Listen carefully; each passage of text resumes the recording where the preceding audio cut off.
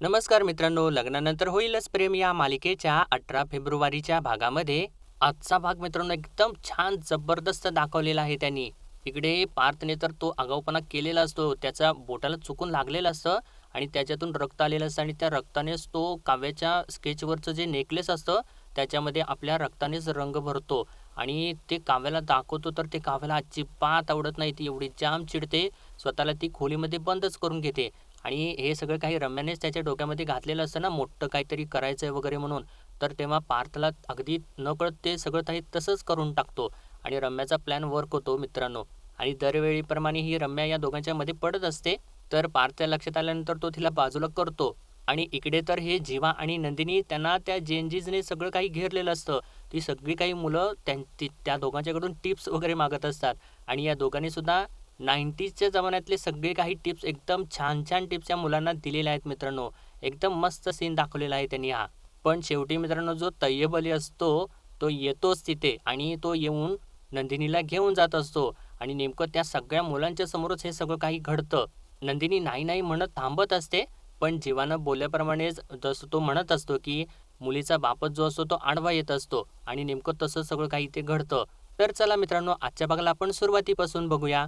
आता जेव्हा इथे मिलन कॅफेमध्ये पोहोचलेला असतो आणि इतक्यातच आता नंदिनी सुद्धा तिथं पोहोचते आणि तिला बघितल्यानंतर जेव्हा जरासा तिच्याकडे दुर्लक्ष केल्यासारखं करतो आणि तिच्याकडे बघून तो येऊन आपल्या टेबल खुर्चीवरती बसतो. तर नंदिनी सुद्धा रागारागात येऊन त्याच्यासमोर बसते आणि मग सुरुवातीला परत यांचं जे चाललेलं असतं ना की मनातल्या मनात बोलायचं याच्याविषयी, परत हा मनातल्या मनात बोलतो ते चालू होतं. नंदिनी आता मनातल्या मनात म्हणते, सगळ्यात आधी येऊन चेअरवरती बसले, मला वाटलं होतं बायकोसाठी मागे चेअर वगैरे करतील आणि मग स्वतः बसतील. पण कसलं काय, यांना तर बायकोला स्पेशल फील करूच द्यायचं नाहीये. तर आता जीवा मनातल्या मनात बोलू लागतो. म्हणतो, अरे यार असं का बघते ही? टिपिकल गर्लफ्रेंड मटेरियल नाहीये.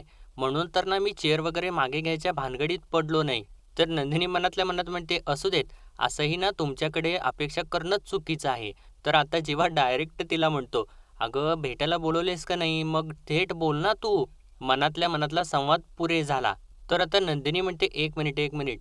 मी तुम्हाला भेटायला बोलवलेलं नाहीये. उलट ना तुम्हीच मला मेसेज केलेला होतात. तर जेव्हा तिला म्हणतो, हॅलो, मी तुला अगोदरच सांगितलेलं आहे की मी तुझ्या मागे मागे करणार नाहीये म्हणून. आणि मी का भेटायला बोलवेन? उलट ना तूच मला मेसेज केलेला आहेस. तर नंदिनी म्हणते, अजिबात नाही. मी तर सकाळपासून फोन सुद्धा नाही पाहिलेला. आणि जेव्हा सुद्धा तेच म्हणतो, एक्झॅक्टली मी सुद्धा सकाळपासून माझा मेसेज इनबॉक्स ओपन सुद्धा करून पाहिलेला नाहीये. सकाळी दादाने असं म्हटल्यानंतर त्याच्या लक्षात येतं आणि तो आता सांगतो नंदिनीला, एक मिनिट, एक मिनिट. काव्याने ना दादाला पाठवलं होतं माझ्या रूममध्ये माझा मोबाईल आणायसाठी आणि तुला केलेला मेसेज ना त्यानेच केला असणार आहे कदाचित. आणि नंदिनीला सुद्धा आता ती गोष्ट पटते आणि ती म्हणते, हो हो करेक्ट आहे. कारण मी सुद्धा काव्याला सांगितलं होतं माझा मोबाईल घेऊन ये म्हणून. म्हणजे तिने माझ्या मोबाईलवरून मेसेज केला. तर जेव्हा म्हणतो, पण मला एक गोष्ट कळत नाहीये की दादाला माझ्या मोबाईलचा पासवर्ड कसा काय कळाला? तर नंदिनी सांगते, अहो काव्य आणि पार्थ आहेत ते.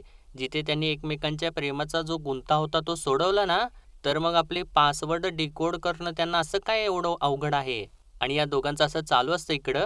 तर आता इकडे पार्थ रम्या जे काही बोललेली असते त्याचा विचार करत बसलेला असतो आणि तो म्हणत असतो, आता असं काहीतरी केलं पाहिजे की काव्याच्या की लक्षात राहिला पाहिजे कायमस्वरूपीचं. आणि तो त्या विचारातच पेन्सिलीला टोक करत असतो आणि पेन्सिलीला टोक करत असताना अचानकपणे त्याचं बोट कापलं जातं मित्रांनो आणि त्याच्यातून रक्त येऊ लागतं आणि त्याला दुखत असतं, पण त्याच्यातूनच आता त्याला एक कल्पना सुचते. आणि इकडे आता ही नंदिनी जीवाला म्हणते, इतका जर राग येत असेल ना तर इथे आपण नकोच बसायला. तर जेव्हा सुद्धा म्हणतो, अर्थात आपली भेट आणि दुसऱ्यांनी का ठरवायची ना? तर नंदिनी म्हणते, कारण आपण ठरवत नाहीयेत ना म्हणून. असं म्हणून आता हे दोघे सुद्धा रागारागाने उठत असतात. इतक्यातच इथली सर्व मुलं उठतात, सर्व जेनजीज उठतात आणि एक मिनिट, एक मिनिट सर म्हणून त्या दोघांना सुद्धा थांबवतात. तर तेव्हा त्यातला एक मुलगा म्हणतो, गाईज जीवा आणि नंदिनी एक्झॅक्टली इथे आहेत आणि हॅशटॅग नंदिनी परत येणं वर्क झालेलं आहे. तर तेव्हा हे दोघं सुद्धा त्या गोष्टीला नाकारत असतात. तर त्यामधली एकटी मुलगी म्हणते, नाही नाही नाही, आम्ही ना तुम्हाला कुठेही जाऊ देणार नाहीये. तर त्यामधला तो मुलगा असतो तो परत बोलू लागतो, म्हणतो, Jeeva sir, Nandini ma'am, I am so sorry. आम्हाला माहिती आहे की तुमचे काही प्लॅन्स आहेत, प्रायव्हसी आहेत, पण आजच्या दिवशी ना आम्हाला ना तुमच्याकडून खूप काही ऐकायचं आहे. तर तेव्हा जेव्हा म्हणतो आमच्याकडून आणि काय ऐकायचं आहे, तर ती मुलगी सांगू लागते, ब्रो, तुम्ही ना आमच्यासाठी भगवान आहात. तुम्ही ना प्रेमाचे ग्रीक गॉड आहात. तर तो मुलगा म्हणतो, "भाई तुम्ही लव गुरू आहात आणि नंदिनी मॅम ना तुमचे इन्स्पिरेशन आहे." आणि असं ते दोघं सुद्धा म्हणजे ती मुलं सर्व काही बोलत असताना नंदिनी तर लाजूच लागते. तर जेव्हा म्हणतो, आता काय सांगायचं यांना त्याला कळत नसतं, की बाबा यांचं काहीतरी वेगळंच चालू असतं आणि ही मुलं काहीतरी वेगळंच समजत असतात. तर नंदिनी म्हणतेच, "आपले गुण ते ना आपल्यालाच माहिती." तर तो मुलगा म्हणतो, "हो, हो, तेच ना. जे आम्हाला माहिती नाहीये तेच तर तुमच्याकडून आम्हाला ऐकायचं आहे." तर ती मुलगी म्हणते, "तुमचा बॉन्ड ना इतका स्ट्राँग आहे, की तुमची टिप्स ना मला खूप युजफुल ठरतील." आणि असं म्हणून ते आता दंगा करू लागतात, की "तुमचे आम्हाला टिप्स द्या, द्या." तर आता जीवा तयार होतो, "ठीक आहे, ठीक आहे. Okay, okay." आणि आता इकडे परत त्यांनी पार्थचा आणि काव्याचा सीन दाखवलेला आहे. का तो पार्थ इथं बसलेला असतो खोलीमध्ये आणि काव्या येत असते आणि ती बाहेर कोणी आहे का नाही याचा अंदाज घेते आणि हळूच दरवाजा बंद करते. आणि पार्थ तर तिला बघितल्यानंतर फुल रोमॅन्टिक होतो मित्रांनो. आणि काव्यासुद्धा रोमॅन्टिकच झालेली असते आणि ती हळू त्याच्याकडे येत असते. आणि ती त्याच्याजवळ येते आणि एकदम रोमॅन्टिक "देशमुख, देशमुख" असं म्हणून जवळ येते तर पार्थ तर नाटक करू लागतो. तिला जरासं बाजूला सरकवतो आणि म्हणतो, "सरका, मला नाही तुमच्या जवळ यायचं." तर काव्या विचारते, "अहो काय झालं तुम्हाला? काय झालं?" तर पार्थ म्हणतो, "मी रुसलोय." तर काव्यासुद्धा एकदम रोमॅन्टिक पद्धतीने त्याचा रुसवा काढू लागते. म्हणते, "अगो बाई, काय झालंय माझ्या बोक्याला रुसायला?" आणि तिच्या लक्षात येतं. मग ती म्हणते, "अच्छा, अच्छा, मगाशी मी बोक्याची फिरकी घेतली म्हणून रुसलाय का हा बोका?" आणि म्हणते, "बरं, बरं, मला सांगा, मगाशी जे ह्या बोक्याला हवं होतं, ते जर आत्ता मिळालं तर?" तर पार्थसुद्धा म्हणतो, "होय हो, लगेच होईल, लगेच होईल." तर काव्या त्याला एक टपली मारते आणि म्हणते, "काय उतावळा नवरा आहे माझा." असं म्हणून ती हसूच लागते. आणि परत एकदम रोमॅन्टिक होऊन म्हणते, "बरं मी काय म्हणते, मगाशी माझं रोमॅन्टिक गिफ्ट राहिलं होतं ना, मग आता आपण दोघंच आहोत ना आपल्या रूममध्ये, मग देऊन टाका ना माझं गिफ्ट मला." तर पार्थसुद्धा म्हणत असतो, "देऊ? देऊ का? पण त्याआधी ना मला काहीतरी मोठं द्यायचंय तुम्हाला." तर काव्यासुद्धा आता एक्साईट होते. "मोठं? काय मोठं द्यायचं आहे?" तर पार्थ आता तिला सांगत असतो. तोपर्यंत त्यांनी इकडे आता परत हे रम्या आणि वसूचा सीन दाखवलेला आहे. ही वसू आता घाबरलेली असते. रम्याला विचारत असते, "तू काय करून ठेवलंयस?" तर रम्या म्हणते, "मी असं काहीच नाही केलेलं. फक्त पार्थच्या डोक्यामध्ये एक छोटंसं पिल्लू सोडून ठेवलेलं आहे." आणि त्यामुळे ना आता या दोघांचा व्हॅलेंटाईन मस्त रंगेल. आणि हिनेच ते सगळं काही पार्थच्या डोक्यामध्ये घातलेलं असतं. पण पार्थला त्याची कल्पनाच नसते, की काय मोठा घोळ होणार आहे तो. आणि नेमका आता इकडे पार्थ ते सगळं काही काव्याला दाखवत असतो. आणि त्यानं असं छानपैकी स्केच काढलेलं असतं काव्याचं. आणि ते स्केच बघितल्यानंतर काव्या तर खूप खुश होते आणि म्हणते, "वा, किती छान काढले स्केच तुम्ही पार्थ." तर पार्थ म्हणतो, "यात काहीतरी वेगळं आहे. बघा ना, बघा, ओळखा, ओळखा." असं म्हणून त्या नेकलेसकडेच तो बोट करून दाखवत असतो. तर आता तो दाखवत असताना काव्याला त्याच्या बोटाला लागलेलं दिसतं आणि ती विचारते, "पण अहो बोटाला काय झालंय तुमच्या?" तर पार्थ म्हणतो, "अहो ते जाऊ देत, पण हे बघा ना, बघा." तर काव्या म्हणते, "नेकलेस ना? हो, हो, नेकलेसचा रंग पण खूप छान आहे." तर पार्थ म्हणतो, "रंग वेगळा आहे ना? माझ्या रक्ताने रंगवला आहे." असं म्हणून तो बोट दाखवतो. आणि तेव्हा काव्याच्या लक्षात येतं, की बाबा याने रक्ताने ते नेकलेस काढलेलं असतं. आणि ते सगळं बघितल्यानंतर काव्याच्या हातामधलं ते स्केच खालीच पडतं आणि काव्या एक जोराची कानाखाली पार्थला मारते. आणि पार्थला तर काही सुधरणसंच होतं. त्याला काहीच कळत नाही, की बाबा काव्या असं का करतीये? आणि रम्याला जे काही उद्देश असतो तिचा, तर बरोबर इथे वर्क होतो मित्रांनो. आणि ती इकडे हसत असते. तर आता इकडे त्यांनी परत हा कॅफेमधला सीन दाखवलेला आहे. तर जेव्हा त्या मुलांना म्हणतो, "बरं, बरं, ठीक आहे. तुम्हाला जे काही विचारायचं आहे ते विचारा." तर ते मुलं म्हणत असतात, "बरं ठीक आहे, पण तुम्ही आधी काय घेणार ते सांगा." तर जेव्हा म्हणतो, "नाही, नाही, आम्ही आता काहीसुद्धा घेणार नाही. आधी ना सगळ्या तुमच्या प्रश्नांची आम्ही उत्तरं देणार आहे." तर आता एक मुलगा नंदिनीला विचारतो, "नंदिनी मॅम, अशी कुठली गोष्ट आहे जी तुमच्या नात्याला स्पेशल बनवते?" तर तेव्हा हे दोघेसुद्धा एकदमच म्हणतात, "भांडण." आणि असं त्या दोघांनी एकाच वेळी बोलल्यामुळे ती सगळी मुलं हसत टाळ्या वाजवू लागतात. तर तेव्हा ती मुलगी त्यातून पण एक गोष्ट शोधते. म्हणते, "याला बघा, याला म्हणतात पॉवर कपल आणि हे खूपच रिअलिस्टिक आहे." असं ती सर्व काही बोलत असते. तर मुलगा तो विचारतो परत, "पण भांडण झाल्यानंतर आधी सॉरी कोण म्हणतं?" तर नंदिनी म्हणते, "आमच्यात ना सॉरी वगैरे कोणी म्हणत नाही आणि जर म्हटलं तर ते समोरच्याला दिसत नाही." म्हणजे तिला ते सुचवायचं असतं, की हॉस्पिटलमध्ये नंदिनीने त्या कपवरती सॉरी वगैरे लिहून आणलेलं असतं, पण जीवाला ते दिसलेलंच नसतं. आणि तो हॉस्पिटलमधला जो काही सीन असतो, तो सगळा काही हिच्या डोळ्यासमोरून जात असतो. तर नंदिनी हा सगळा विचार करत असताना जेव्हा म्हणतो इकडे, "प्रॉब्लेम काय आहे माहिती आहे का? आपण ना समोरच्यावरती अख्खी ढगफुटी व्हावी ना, इतका प्रेमाचा वर्षाव करतो. पण समोरच्याकडे फक्त पेपर कप असतो रिसीव्ह करायला." आणि असं म्हटल्यानंतर ती मुलं हसत असतात. तर तो मुलगा म्हणतो, हे असं होतं कारण सगळेच जीवानंदिनी नसतात ना. आणि ती मुलगी म्हणते, "हो, परफेक्ट, सो ट्रू" असं म्हणून ते तर सर्वजण मोठमोठ्याने टाळ्या वाजवू लागतात. म्हणजे हे दोघं सांगायचा काहीतरी वेगळाच प्रयत्न करत असतात, पण ही मुलं जी असतात ती काहीतरी वेगळंच समजतात. तर जीवा म्हणतोच लगेच मनातल्या मनात, "ही मुलं काही डोक्यावर पडलीत का?" तर नंदिनी सुद्धा मनातल्या मनात म्हणते, "हो ना, सगळ्याच गोष्टींवरती टाळ्या काय वाजवायच्या?" तर ती मुलगी आता नंदिनीला म्हणते, "नंदिनीताई, तू जीवा दादावरती रागावलीस ना, ते एक वेळ बरंच झालं. कारण त्याने तुझ्यासाठी 21 दिवसाचं व्रत घेतलं आणि त्याच्यामुळे ना आता कितीतरी मुलं इन्स्पायर झालेली आहेत. आणि त्याने तुझ्या बाबाला कसं मनवलं गं?" तर तो मुलगा म्हणतो, "कोण? तय्यब अली का?" असं म्हटल्यानंतर सर्व मुलं हसत असतात आणि जीवासुद्धा मोठमोठ्याने दात काढून हसत असतो. आणि नंदिनी आता रागाने त्याच्याकडे बघते, तर तेव्हा जीवा शांत होतो आणि सगळ्या मुलांना परत गप्प करतो. तर तो मुलगा म्हणतो, "हां, जीवा दादा, बरोबर आहे ना. ताईने तर तुम्हाला तुम्हाला आपलं मानलं म्हणून तर त्यांच्या बाबांचा हात सोडून तुमचा हात धरला." आत्ता मित्रांनो हा मुलगा असा म्हणत असतो खरा, की "बाबा तुम्ही बाबाचा हात सोडून इकडे तुमचा हात धरलेला आहे नंदिनी ताईने." खरं त्यांनी शेवटी असं दाखवलंय मित्रांनो इथे, की धनंजय येतो आणि तो नंदिनीला घेऊन जातो वगैरे. तर बघा मित्रांनो आता जे त्याने असं म्हटल्यानंतर जेव्हा आता एक शायरी करू लागतो. म्हणतो, "अर्ज किया है, बडा नायाब रिश्ता है उनका और मेरा. बडा नायाब रिश्ता है उनका और मेरा. ना मैं हूँ उनके अपनों में, ना वो है मेरे गैरों में." आणि असं तो शायरी करत असताना सगळी मुलं तर एकदम छान टाळ्या वगैरे वाजवत असतात. तर तो मुलगा आता विचारतो प्रश्न जीवाला, "जीवा दादा, तुम्हाला नाही का वाटत, की प्रेमामध्ये एका लिमिटपर्यंतच वेडेपणा करावा?" तर नंदिनी म्हणते, "अजिबात नाही. मला तर वाटतं ना, सगळे काही प्रेमामध्ये ना एकदम लिमिट क्रॉस करून प्रेम करावं. कारण शहाणपणावरती जग चालत असेल." असं ती जीवाचंच वाक्य म्हणत असते, तर उरलेलं वाक्य आता जीवा पूर्ण करतो. "पण प्रेमाच्या दुनियेत वेडच लागतं." आणि तेव्हा हे दोघं सुद्धा एकमेकांच्याकडे नजरेत बघत असतात छान आणि तेव्हा ही मुलं परत सगळेजण टाळ्या वाजवू लागतात.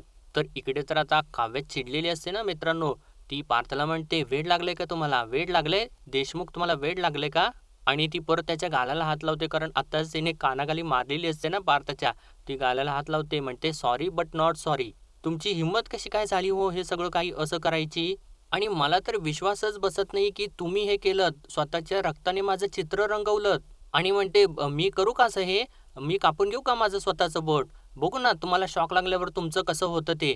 असं म्हणून ती आता तो कटर घेत असते आणि ते कटर हातामध्ये घेते. तर तेव्हा पार्थ तिला थांबवायचा प्रयत्न करू लागतो. "काव्या, थांबा, थांबा, असं नका करू काव्या." तर काव्या म्हणते, "सोडा मला, कापते ना मी पण माझा हात. मी सुद्धा हर्ट करून घेते स्वतःला, रक्त काढते आणि त्याने पत्र लिहिते तुम्हाला, अजून मोठे गिफ्ट्स." तर पार्थ तिच्यावर ओरडतो, "हे बघा, तुम्ही काही सुद्धा स्वतःला करून घेणार नाहीयेत. मला ते अजिबात सहन होणार नाहीये." तर काव्या तर त्याला म्हणते, "मग मला सहन होणार आहे का तुम्हाला काही झालं तर?" तर पार्थ बोलत असताना काव्या म्हणते, "गप्प बसा. तुमच्या अंगावरती ना साधा ओरकडा जरी आला ना तरी मला सहन होणार नाहीये.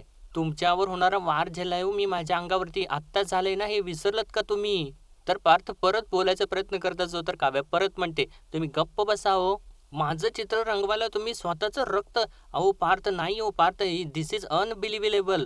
तर पार्थ आता म्हणतो, "आय एम सॉरी, सॉरी. हा असा वेडेपणा ना मी परत नाही करणार." असं म्हणून तो तिला शांत करायचा प्रयत्न करत असतो, तर काव्या अजून जास्त चिडलेलीच असते. म्हणते, "नाही, गप्प बसावं तुम्ही. मला हे काही सुद्धा नको आहे."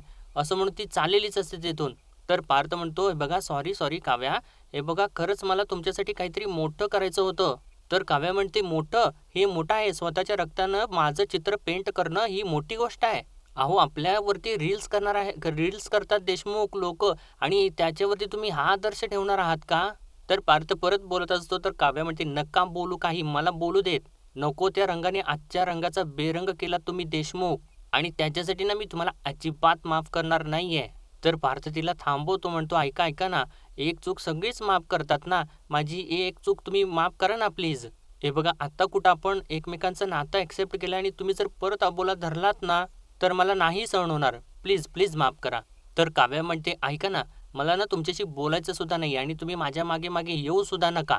असं बोलत ती आता मित्रांनो तिथून रागा-रागात बाहेर निघूनच जाते आणि ती खूप जास्त हर्ट झालेली असते आणि साहजिकच आहे ना मित्रांनो, पार्थने असं काहीतरी वेडं-वाकडं केलेलं असतं, त्यामुळे तिला तर त्रास होणारच. आणि या रम्याचा प्लॅन अगदी एकदम 100% वर्क झालेला असतो मित्रांनो इथे.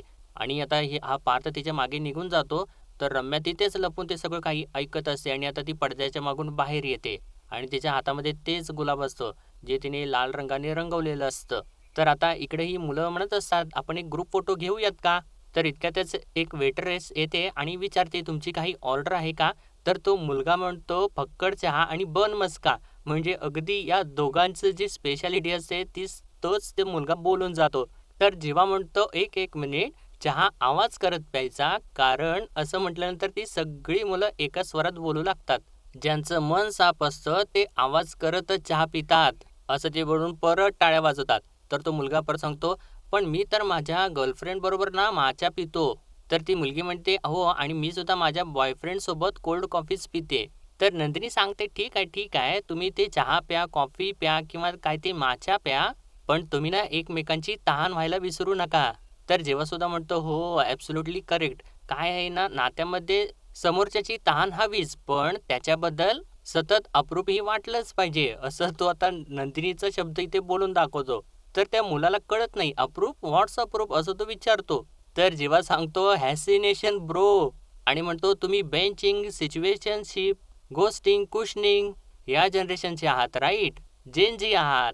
आता मला माहिती नाही की तुम्हाला 90sच्या मुलांचे टिप्स किती उपयोगी पडतील, पण 90sच्या प्रेमाची पद्धत कधीच ना आउटडेटेड होणार नाही. ती अजूनही शाबूत आहे हां. तर ती मुलगी विचारती, "हो, पण जसं?" तर नंदिनी सांगते, "जसं मी आणि जेव्हा एकमेकांच्यासाठी अजूनही कविता करतो." आणि असं म्हटल्यानंतर ती सगळी मुलं "ओ" असं म्हणून दंगा करू लागतात. तर जेव्हा सांगतो, "शब्द अपुरे पडले तर आम्ही एकमेकांच्यासाठी स्वयंपाकही करतो." तर नंदिनी म्हणते, "मी पडले तर ते मला सावरतात आणि कधी-कधी माझ्या भीतीने पसारा पण आवरतात." आणि असं तिने सांगितल्यानंतर सगळी मुलं मोठमोठ्याने हसू लागतात. तर जेव्हा सांगतो, "हिच्या डोक्यावरती मिरे वाटत नाहीत, पण ही माझ्या डोक्यावरती तेल ओतून चंपी करते." तर नंदिनी आता सांगते, "हे मला तिळगुळ करायला शिकवतात." तर लगेचच ती सर्व मुलं "क्या बात है! क्या बात है!" करू लागतात जेवायला. तर जेव्हा म्हणतो, "एक एक मिनिट आणि ही ही मला शिटी वाजवायला शिकवते." आणि तसं त्यानं म्हटल्यानंतर नंदिनी लाजूच लागते आणि ती मुलं परत "हो, हो" करू लागतात.